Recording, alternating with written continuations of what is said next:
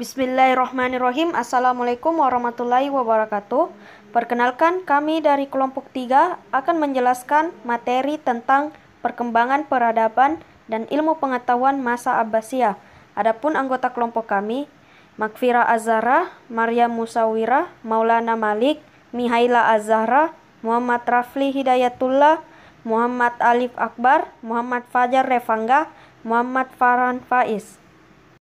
Adapun di materi perkembangan peradaban dan ilmu pengetahuan masa Abbasiyah, kita akan membahas dua subbab.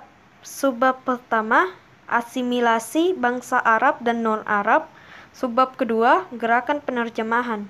Sebelum masuk ke inti pembahasan, ada baiknya kita mengetahui bagaimana perkembangan peradaban dan ilmu pengetahuan pada masa Abbasiyah. Perkenalkan, saya Maryam Musawirah akan membawakan materi perkembangan peradaban. Pada masa dinasti Abbasiyah, kehidupan peradaban Islam sangatlah maju, sehingga pada masa itu dikatakan sebagai zaman keemasan Islam. Kaum muslimin sudah sampai pada puncak kemuliaan, baik kekayaan, bidang kekuasaan, politik, ekonomi, dan keuangan.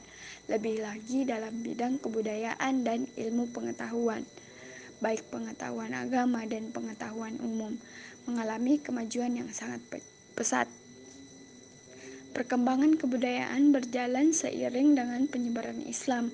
Pada masa Bani Abbasiyah, wilayah pemerintah Islam meluas sampai ke Spanyol di barat dan India di timur. Sekian, terima kasih. Perkenalkan, nama saya Makfira Az-Zahra Arfandi. Saya akan membawakan materi perkembangan ilmu pengetahuan.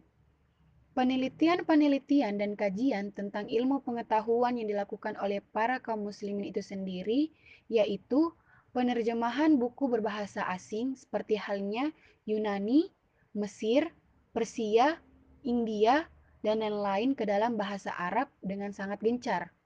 Buku-buku yang diterjemahkan antara lain ilmu kedokteran, kimia, ilmu alam, mantik atau logika, filasat aljabar, ilmu falak, matematika, seni, dan lain-lain. Penerjemahan dan penelitian tersebut pada umumnya dilakukan pada masa pemerintahan Abu Ja'far, Harun ar-Rasyid, Al-Makmum, dan Mahdi. Khalifah Harun ar-Rasyid sangat serius dalam memajukan pengetahuan tersebut.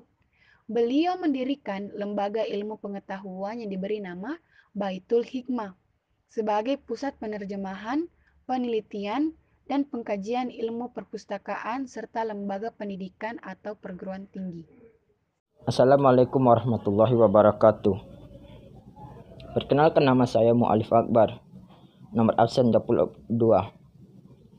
Saya akan membawakan materi asimilasi bangsa Arab. Pengaruh Bani Buwayh, sunting dinasti Buwayhiyah. Faktor lain yang menyebabkan peran politik Bani Abbas menurun adalah perebutan kekuasaan di pusat pemerintahan. Dengan membiarkan jabatan tetap dipegang Bani Abbas, karena khalifah dianggap sebagai jabatan keagamaan yang sakral yang tidak bisa diganggu-gugat lagi. Sedangkan kekuasaan dapat didirikan di pusat maupun daerah yang jauh dari pusat pemerintahan dalam bentuk dinasti-dinasti kecil yang merdeka. Di antara faktor lain yang menyebabkan peran politik Bani Abbas menurun adalah perebutan kekuasaan di pusat pemerintahan. Hal ini sebenarnya juga terjadi pada pemerintahan Islam sebelumnya. Tetapi apa yang terjadi pada pemerintahan Abbasiyah berbeda dengan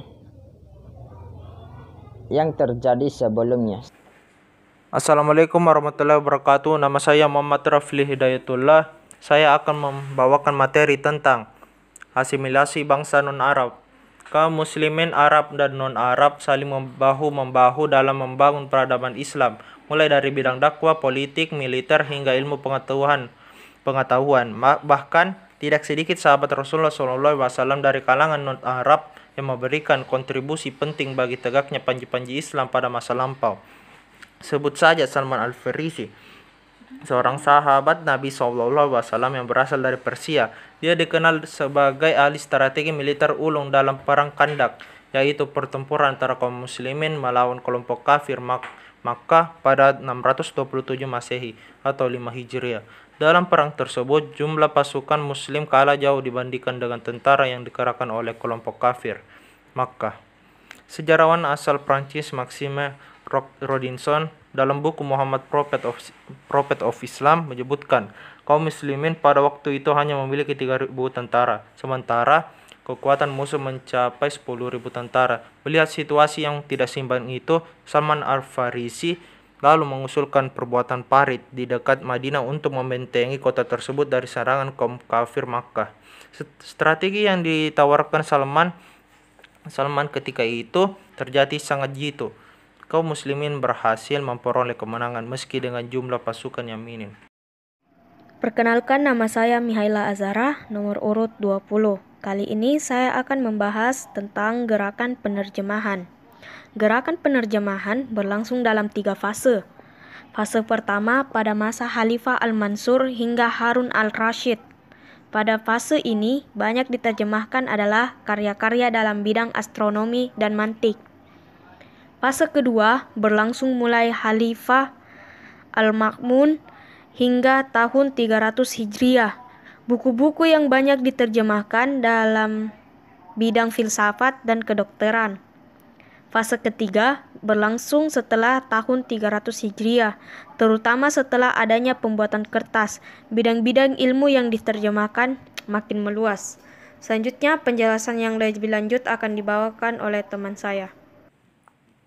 Assalamualaikum warahmatullahi wabarakatuh. Nama saya Muhammad Fajar Revangga.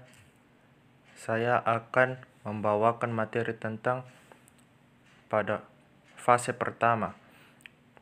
Kajian tentang astronomi Islam mencapai masa kejayaan dan keemasan di masa Khalifah Harun Ar-Rasyid dan anaknya Al-Ma'mun.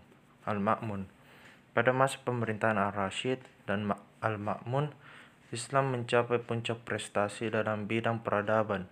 Saat berkuasa antara tahun 813 hingga 833 Masehi, Khalifah Al-Ma'mun memerintahkan penerjemahan berbagai buku tentang astronomi yang berbahasa Persia, India, dan Yunani ke dalam bahasa Arab.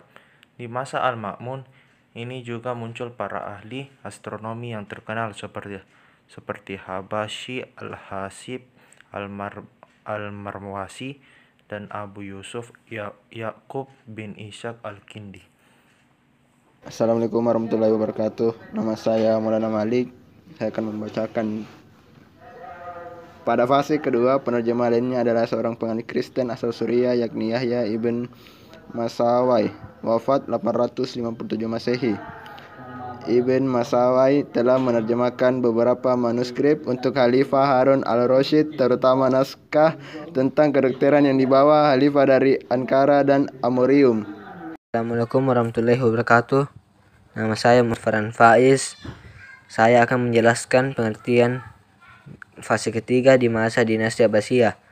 Pada fase ketiga di masa dinasti Abbasiyah adalah zamannya rilis ilmu pengetahuan dalam dunia Islam. Peradaban Islam pada zaman ini ditandai dengan perkembangannya ilmu pengetahuan dengan pesat.